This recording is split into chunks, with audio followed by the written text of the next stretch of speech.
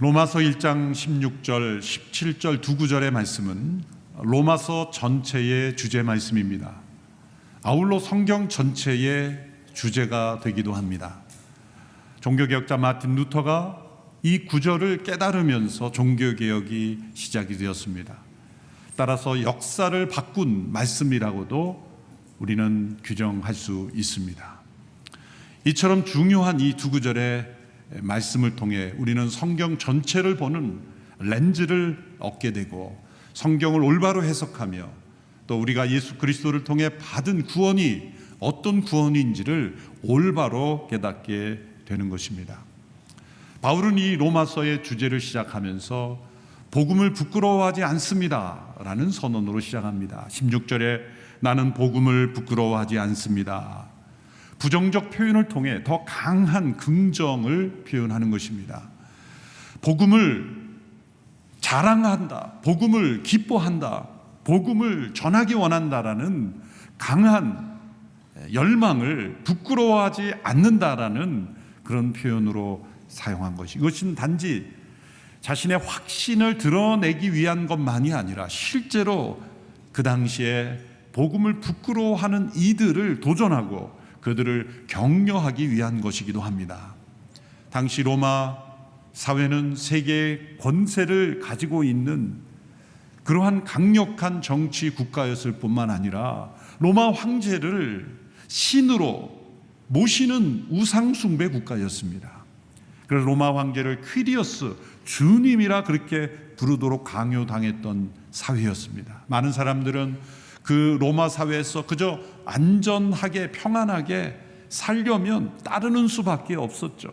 만일 로마 황제를 주님이라 퀴리어스라 부르는 걸 거절한다면 엄청난 핍박과 위험이 찾아오기 때문에 그저 타협하면서 로마의 그 권세의 혜택 아래 살기를 원했던 것입니다. 바로 그런 사회에서 황제가 주가 아니라 예수 그리스도가 주님이시다 말할 수 있는 사람이라면 복음을 부끄러워하지 않을 뿐만 아니라 담대한 믿음으로 확신 가운데 나아가만 했었습니다. 실제로 그런 확신으로 복음을 부끄러워하지 않을 수 있는 사람은 매우 소수였습니다. 실제로 로마 전체 도시 사회에서 예수님을 믿는 이들은 지극히 소수였고 그들의 믿음은 그 거대한 세속의 권력 앞에 서게 되면 매우 연약해 보이는 무리였을 뿐입니다. 더욱이 복음은 무엇을 증거합니까? 십자가에서 연약한 모습으로 죽으신 그분이 바로 주님이시다. 그분이 그리스도시다. 십자가에서 죽으신 그분이 세상의 구주이시다. 그분이 부활하셨다. 그리고 그분이 다시 오실 것이다. 복음이 주장하는 이 주장이 세상 사람들 앞에 볼 때는 어리석어 보이고 연약해 보였기 때문입니다.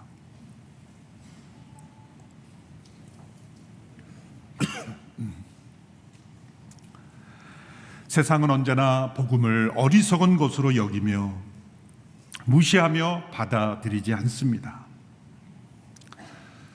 그 당시뿐만이 아니죠. 오늘 이 시대에도 사람들은 복음을 받아들이려 하지 않습니다. 20, 30년 전만 해도 복음을 전하면 이 복음이 진리이냐를 가지고 때로 도전하고 논쟁했습니다. 그런데 요즘은 복음이 진리냐 그런 것을 가지고 따지는 것이 아니라 진리가 과연 있느냐, 모든 사람들이 받아들여야 될 객관적인 진리가 있느냐, 자신이 느끼는 것이 곧 옳은 것이다 라는 그런 시대가 되어버렸죠. 자신의 느낌, 자신의 주장, 자신의 견해가 곧 진리이다, 내가 진리라고 받아들이면 곧 나에게 진리고 당신에게만 진리지 우리 모두가 받아들여야 될 진리는 없다. 이것이 이 세상을 지금 흔들고 있는 포스트 모더니즘의 세계관입니다. 제가 누차 말씀드리지만 이 주장에 거짓말이 들어있다는 걸 우리는 간파해야 돼요. 모든 사람들이 받아들여야 될 진리는 없다. 라고 말하면서 이 문장은 모든 사람들이 받아들여야 한다는 거예요. 얼마나 새빨간 거짓말입니까? 모든 사람들이 받아들여야 되는 객관적인 진리는 없다고 말하면서 이 문장만큼은 받아들여야 된다는 거예요. 모순이죠. 우리는 복음을 변하지 않는 하나님의 진리라고 믿습니다. 그러므로 우리가 어떤 시대, 사람들이 어떤 사상을 가지고 이 세상을 끌어가든 우리는 복음을 부끄러워하지 않는 성도가 되어야 합니다. 복음을 부끄러워하고 있는가? 아니면 복음을 부끄러워하고 있지 않는가? 복음을 얼마나 효과적으로 잘 전달하느냐는 두 번째 문제입니다. 내가 다른 사람들에게 복음을 효과적으로 설명하지는 못할지라도 나는 예수 그리스도의 복음을 믿습니다. 확신합니다. 그리고 부끄러워하지 않습니다. 그런 담대한 믿음의 사람들이 되어야 합니다. 로마 시대에 로마에 있는 성도들이 일부일지라도 복음을 부끄러워하는 이들이 있었던 것으로 보입니다. 심지어 바울의 사랑하는 아들이요 제자였던 디모데조차도 복음을 부끄러워하는 모습이 있었기에 바울이 권면 가운데 디모데서에서 나와 갇힌 자된 나와 복음을 부끄러워하지 말라라고 권면했던 것이죠. 그러므로 이렇게 권면하고 있는 것입니다. 복음을 받은 자는 어느 시대건 부끄러움을 당할 수 있으나 복음을 부끄러워하지 말라. 복음을 부끄러워하지 않아야 될 이유는 무엇입니까? 복음은 모든 믿는 자에게 구원을 주시는 하나님의 능력이기 때문이다. 구원을 주시는 하나님의 능력이기 때문에 복음을 부끄러워해서는 안 됩니다. 여러분, 복음이 하나님의 능력임을 믿으십니까? 그렇다면 복음을 부끄러워하지 말아야 합니다. 복음이 왜 구원을 주신 하나님의 능력이 됩니까? 오늘 말씀에 이렇게 설명합니다. 복음에 하나님의 의의가 나타나기 때문이다. 그러므로 이 16절, 17절을 다시 풀어서 정리하면 이런 문장이 될 수 있습니다. 복음에 나타난 하나님의 의가 모든 믿는 자에게 구원을 주시는 하나님의 능력이 되기에 나는 복음을 부끄러워하지 않는다. 그래서 이 말씀을 깨닫기 위해서 제일 먼저 깨달아야 될 중요한 단어는 하나님의 의가 무엇인가라는 것입니다. 이 복음에 나타난 하나님의 의가 무엇인가? 이것을 깨달아야 모든 이들에게 구원을 주시는, 믿는 자에게 구원을 주시는 하나님의 능력이 되는 복음을 깨달을 수 있기 때문이죠. 이 하나님의 의에 대한 해석이 역사적으로 많은 해석들이 논란이 되어져 왔습니다. 마틴 루터가 대표적으로 이 하나님의 의를 가지고 씨름했던 사람이고, 이 하나님의 의의 의미를 깨달음으로써 그는 복음을 깨닫고 종교 개혁의 물꼬를 트는 인물이 되었습니다. 루터가 원래 법학도였죠. 그는 22살에 수도사가 되었습니다. 그는 누구보다도 엄격한 수도 생활을 했고 가장 철저한 수도사가 되기를 원했습니다. 그는 거의 죽음에 이를 만큼의 고행을 했던 사람입니다. 철야와 노동, 독서, 기도, 정말 감당할 수 없을 만큼의 철저한 수도 생활을 그는 지켰고 또 더 열심히 하기를 원했습니다. 당시 로마 교황청에서는 로마의 성요한 라테란 성당이라는 곳에 본디오 빌라도의 재판정이 있다고 하는 그 계단을 옮겨놓고 그 계단을 기도하며 오르내리면 면죄부를 주겠다라는 교황청의 지침이 있었다고 합니다. 그 약속을 믿고 그는 그 라테란 성당의 계단을 무릎으로 기어오르며 기도를 했습니다. 하나님 앞에 바로 서기 위해서 그는 몸부림치며 애썼던 것입니다. 그런데 계단을 무릎으로 오를 때 말씀이 자꾸 떠오르는 것이었습니다. 그것은 그가 언젠가 읽었던 하박국서에 나오는 말씀이었습니다.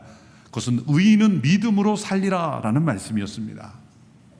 기도 가운데 계속 의인은 믿음으로 살리라는 말씀이 들려오자 그런 기도를 멈추고 비텐베르크로 다시 되돌아갑니다. 그리고 로마서 1장 17절의 말씀을 연구하기 시작합니다. 그가 로마서 17장에 나타난 하나님의 의라는 표현을 가지고 얼마나 몸부림쳤는가, 그가 여러 고백을 한 것을 제가 압축해서 이렇게 한 패러그래프에 모아봤습니다. 루터의 말이죠. 나는 어떻게 하면 로마서 1장 17절에 나타난 바울의 말을 제대로 이해할 수 있을까 애를 많이 썼다. 하나님의 의라는 표현 때문에 오랫동안 탐구하였고 너무 근심한 나머지 녹초가 되어 갈피를 잡을 수가 없었다. 그 의미를 하나님의 성품을 표시하는 것으로 생각하여 의로우신 하나님이 불의한 자들을 공평하게 심판하신 뜻으로 받아들였기 때문이다. 하나님의 성품 혹은 하나님의 속성, 하나님의 본질을 의미하는 걸로 해석될 때 그 하나님의 의 앞에 나는 설 수 없다는 거예요. 자신이 수도자로서 누구보다도 열심히 노력하고 노력했지만 흠잡을 데 없는 수도사였지만 여전히 내가 하나님 앞에 죄인이었다는 거죠. 자신의 고행과 수행과 노력으로 그 하나님의 의 앞에 도달할 수 없었기에 나는 불안했고 평안이 없었다는 거죠. 그래서 이렇게 고백합니다. 나는 의롭고 무서운 하나님을 미워하며 불평하였다. 하나님의 의라는 표현이 구원의 길을 차단하고 말았다. 그 후 하나님이 우리에게 은혜와 자비를 베푸셔서 믿음으로 말미암아 의롭다함을 받는 것이 그분의 의, 곧 하나님의 의라는 것을 온전히 이해하게 되었다. 그때 나는 새롭게 태어났고 천국에 이르는 열린 문을 통과했다고 느꼈다. 전에는 하나님의 의라는 표현이 싫었지만 이제는 그것이 가장 소중하고 위안을 주는 말이 되었다라는 겁니다. 바로 이 발견이 종교개혁을 일으킨 것이죠. 복음을 깨닫게 하고 그리고 오늘 우리가 복음을 깨달을 수 있는 길이 열리게 되었다는 거죠. 그러므로 이 하나님의 의는 하나님의 속성과 성품으로서의 의가 아니라, 지금 자막이 아니라 첫 번째 자막을 보여주셔야 돼요. 하나님의 의는 하나님의 속성과 성품으로서의 의가 아니라 하나님께로부터 온 의를 의미하는 겁니다. 하나님께서 만들어주시는 의, 하나님께서 은혜로 주시는 의, 하나님께로부터 온 의를 말하는 것입니다. 이 의를 어떻게 하나님이 우리에게 만들어 주셨습니까? 죄인된 인간이 어떻게 하나님 앞에 설 수 있겠습니까? 하나님은 완전히 의로우신 분입니다. 하나님 앞에 완전히 의로우신 하나님 앞에 서려면 의로움이 있어야 되는데 인간 안에는 그 의로움이 없다는 거죠. 인간의 어떤 노력으로도 그 의로움에 도달할 수 없다는 것이 루터와 같은 사람을 통해서 증명이 된 것입니다. 그러나 하나님께서는 죄인된 인간을 그대로 내버려 두지 아니하시고 의로우신 하나님과의 관계를 회복하게 하시기를 원하신 것입니다. 하나님께서 주도권을 가지시고 인간에게 그 의로움을 주시기를 결정하셨다는 거예요. 그 하나님의 의로우심과 연결될 수 있는 의로움이 인간에게 주어져야 한다는 거죠. 어떻게 그것을 우리에게 만들어 주실 수 있습니까? 바로 그 일을 위해서 예수 그리스도께서 세상에 오신 거예요. 하나님의 아들이 사람으로 오심으로 인간의 모든 불의함을 담당하실 수 있는 십자가의 치심으로, 십자가의 죽음으로 우리의 모든 죄와 형벌을 담당하심으로 하나님의 의로움을 만족시키셨습니다. 그리고 우리에게 예수 그리스도의 십자가의 죽음으로 그리고 그분의 부활하심으로 이루어진 의를 우리에게 선물로 주시기로 작정하셨다는 겁니다. 그래서 두 번째로 하나님의 의는 예수 그리스도의 속죄 희생을 통해 죄인을 의롭다 하시는 하나님의 의로운 구원의 방식인 것입니다. 고린도후서 5장 21절의 말씀을 함께 읽겠습니다. 시작. 하나님께서는 죄를 알지도 못하신 분에게 우리 대신 죄를 짊어지게 하셨습니다. 이는 우리로 그리스도 안에서 하나님의 의가 되게 하시려는 것입니다. 예수님의 순종을 통해 이 하나님의 의가 만들어진 것입니다. 예수님이 이 순종을 통해 이 의를 획득하신 것입니다. 하나님의 본질적인 의를 우리가 어떻게 받을 죄인된 인간이 받을 수가 있겠습니까? 완전히 의로우신 완전한 빛이신 그분 앞에 우리가 감히 어떻게 설 수 있겠습니까? 예수 그리스도의 십자가의 죽음과 부활을 통해 하나님께서 이 만들어주신 의를 우리에게 선물해 주심으로 우리가 그 의를 덧입게 되었다는 거예요. 예수님이 이것을 이루시기 위해, 이 의를 이루시기 위해서 십자가에 죽으신 것입니다. 그분이 순종하신 것입니다. 우리의 죄짐을 다 담당하시는, 수동적으로 순종하신 것이고, 적극적으로는 하나님의 의가 요구하는 모든 요구를 이루시는 순종을 하신 거예요. 그것이 십자가에서 나타났죠. 자신을 못 박는 이들을 용서하시며 원수까지도 사랑하시는 예수님의 그 모습 속에 하나님의 완전하신 의를 이루시는 예수님의 순종을 보여주셨습니다.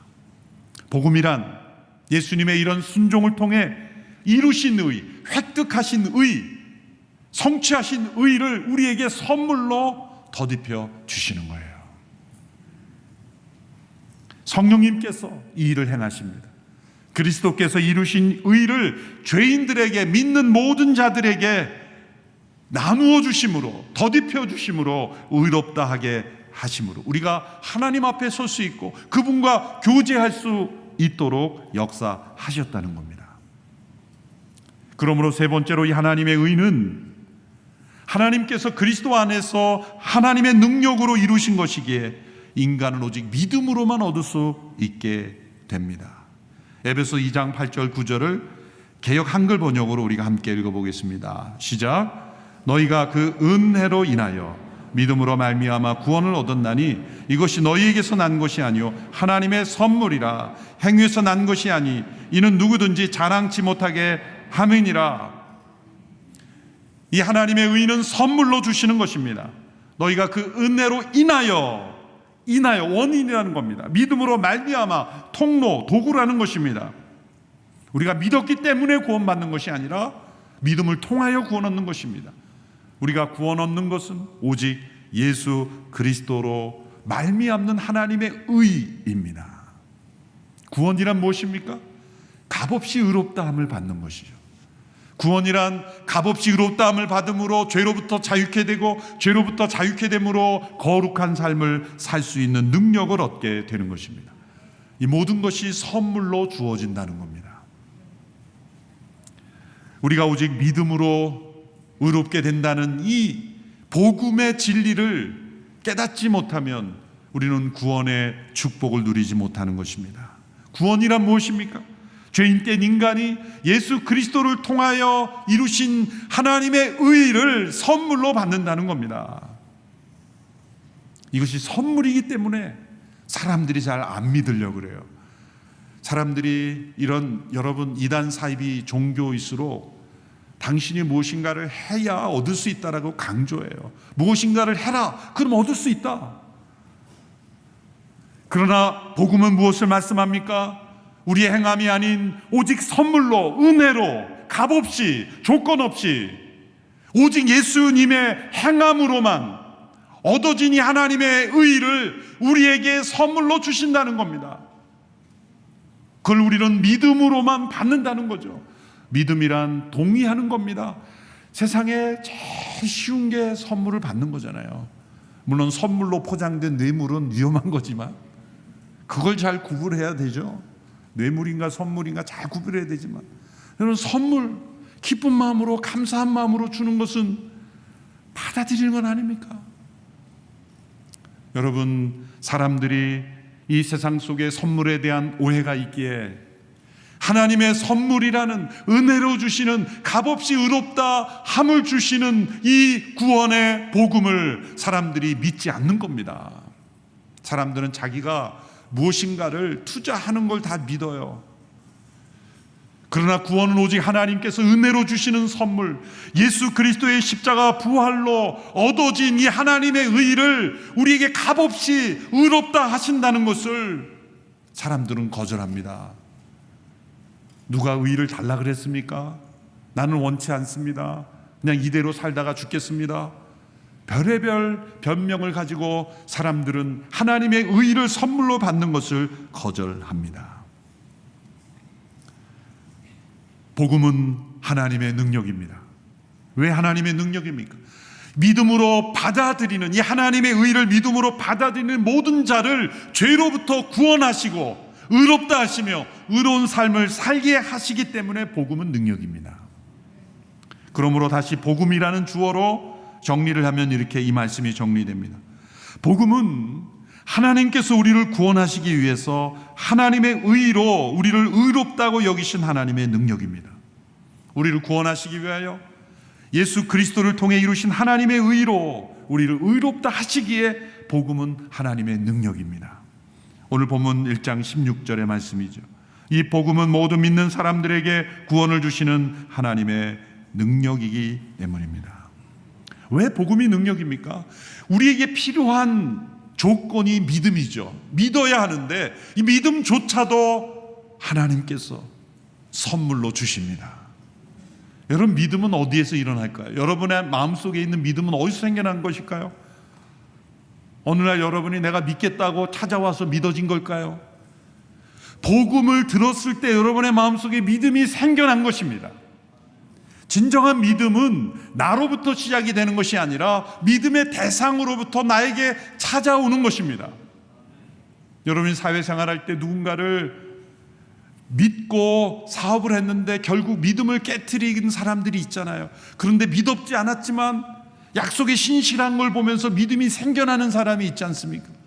믿음이란 내가 믿겠다고 해서 믿어지는 게 아니라 믿음의 대상이 얼마나 신실한가에 따라 나에게 믿음이 찾아오기도 하고 사라지기도 하는 거예요. 그러므로 믿음이란 믿음의 대상이 나에게 주는 선물인 것입니다. 우리가 예수 그리스도를 믿음으로, 이 복음을 믿음으로 하나님의 능력을 체험하게 된 것은 하나님이 신실하시기 때문에, 미리 약속하신 것을 그대로 이루시는 하나님의 신실하심을 우리가 듣게 되면서, 보게 되면서 내 안에 믿음이 일어난 겁니다. 그러므로 우리가 구원 얻는 믿음조차도 하나님의 선물인 것이에요. 그래서 여러분, 성경을 창세기부터 쭉 읽어나가면 우리 마음속에 무엇이 쌓입니까? 성경을 계속 읽어나가면 무엇이 쌓입니까? 피곤함이 쌓입니까? 졸음이 일어납니까? 믿음이 쌓이는 거죠. 왜 그럴까요? 하나님이 오랫동안 역사 속에서 미리 복음은 하나님의 아들에 관해 미리 약속하신 것이 얼마나 그대로 이루어지는가. 성경의 구조는 약속과 성취로 이루어지는 거예요.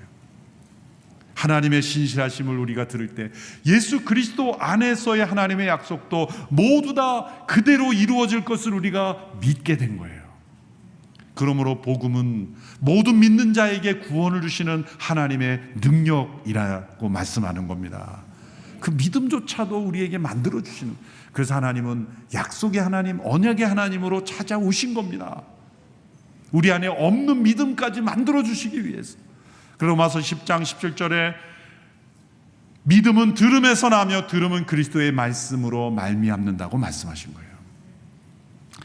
두 번째로, 이 복음이 하나님의 능력입니까? 모든 사람들의 삶의 문제에 대한 해답을 가지고 있기에 하나님의 능력입니다.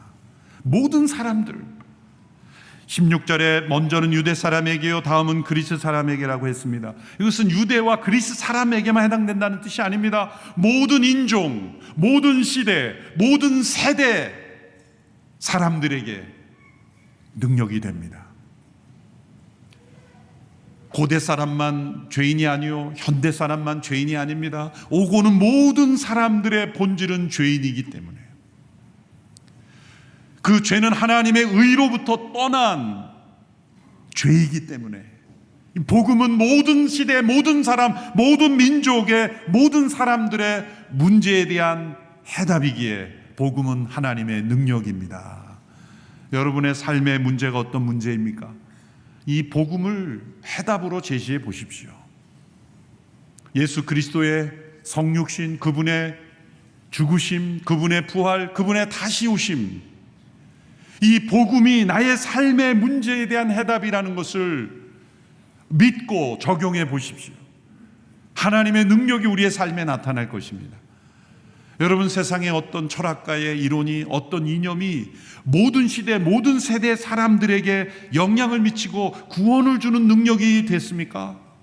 세상의 어떤 이념이, 어떤 철학가의 이론이 모든 시대, 모든 사람, 모든 세대에 구원을 주는 능력이라고 말할 수가 있습니까?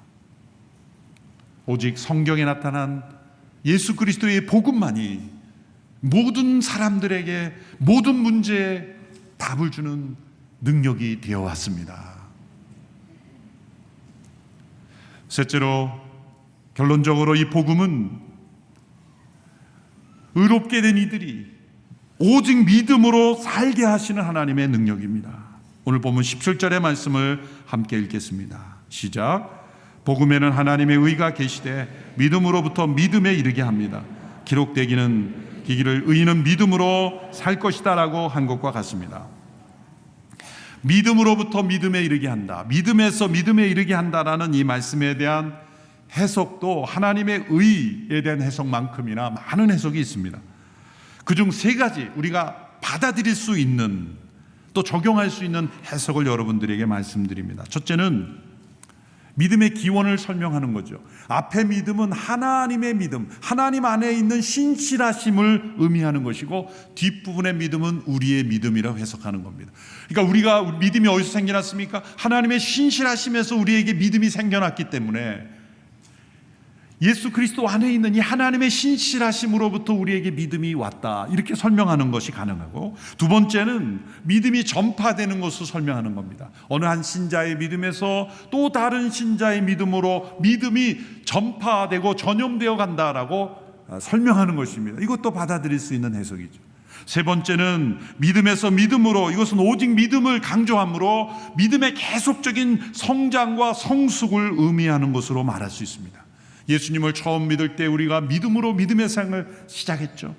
우리의 신앙생활은 오직 믿음뿐입니다. 그 말은 오직 은혜라는 뜻이죠. 우리의 구원의 완성도 오직 믿음으로 이루어지는 것입니다. 오직 하나님의 은혜, 오직 믿음, 믿음에서 믿음에 이르게 한다. 그러나 그 믿음에는 성숙이 포함이 되어 있는 거예요. 성 아우구스티누스는 영과 문자라는 논문에서 이 믿음에서 믿음으로를 이렇게 해석했습니다. 입으로 고백하는 자들의 믿음에서 실제로 순종하여 행하는 자들의 믿음으로. 입으로 고백하는 믿음은 사실 쉽습니다. 그러나 삶에서 행하는 믿음은 어렵습니다. 이제 우리의 믿음이 믿음으로부터 믿음으로 이루어야 되지 않겠습니까? 믿음의 성숙, 믿음의 성장, 믿음의 견고함을 의미하는 것입니다. 예수 그리스도를 통해서 만들어주신 그 하나님의 의를 덧입음으로 의롭게 된 자들은 이제 믿음에서 믿음으로 살아가게 됩니다. 오직 믿음으로 살 것이다. 마지막으로 살리라의 방점을 두게 되면 어떻게 됩니까? 오직 믿음으로 사는 사람은 살 것입니다. 오직 믿음으로 살리라. 우리의 결론은 사는 것입니다. 제가 왜 이것을 강조합니까? 세상에서 무섭게 사는 사람들을 보면 죽음을 각오하고 사는 사람들이에요. 그들의 마음속에는 이런 확신이 있어요. 죽기밖에 더 하겠어? 그런 사람들이 뭔가를 세상 속에 이루죠. 근데 여러분, 우리의 믿음은 죽기밖에 더 하겠어, 그게 아니에요. 우리는 살리랍니다. 그리고 우리는 우리의 마음속에 이게 있어야 돼. 살기밖에 더 하겠어. 나를 믿는 자는 죽어도 살겠고 살아서 나를 믿는 자는 영원히 죽지 아니하리라. 여러분, 우리는 사는 사람들입니다. 오직 믿음으로 살리라. 우리는 죽음이 끝이 아닙니다. 여러분, 세상 속에 죽기밖에 더 하겠어라고 덤비는 사람이 있으면 나는 살기밖에 더 하겠어. 누가 이길까요? 믿음으로 사는 사람이 이기는 것입니다. 한번 따라해 보십시오. 살기밖에 더 하겠어. 어떤 고난과 시련, 죽음의 위협 앞에서도 오직 믿음으로 우리는 살리라. 우리는 사는 사람들이에요. 우리의 결론은 삶이에요. 죽음이 아닙니다. 그러므로 어떠한 시련 속에 있든지 복음은 하나님의 능력이 됩니다. 복음은 모든 믿는 자에게 구원을 주시는, 죄로부터, 모든 실패, 절망, 좌절, 불안으로부터 우리를 구원하시는 하나님의 능력이 되기 때문입니다. 그 근거가 무엇입니까? 우리를 값없이 의롭다 하시는 하나님의 의가 우리에 있기 때문이에요. 우리 자신을 바라보면 불의함밖에 없지만 값없이 더딥혀 주시는 하나님의 의가 우리에게 능력이 되는 것입니다. 그러므로 믿음으로 살아가는 우리 모든 성도들 되기를 축원합니다. 기도하겠습니다. 살아계신 하나님, 우리에게 구원을 주시는 예수 그리스도의 복음을 허락하시니 감사합니다. 하나님의 의를 허락해 주셔서 더딥혀 주시니 감사합니다. 그 하나님의 의가 우리에게 하나님의 능력으로 역사하심을 믿습니다. 어떠한 형편에 있든지 믿음으로 사는 성도들 되게 하여 주옵소서. 예수님의 이름으로 기도합니다. 아멘.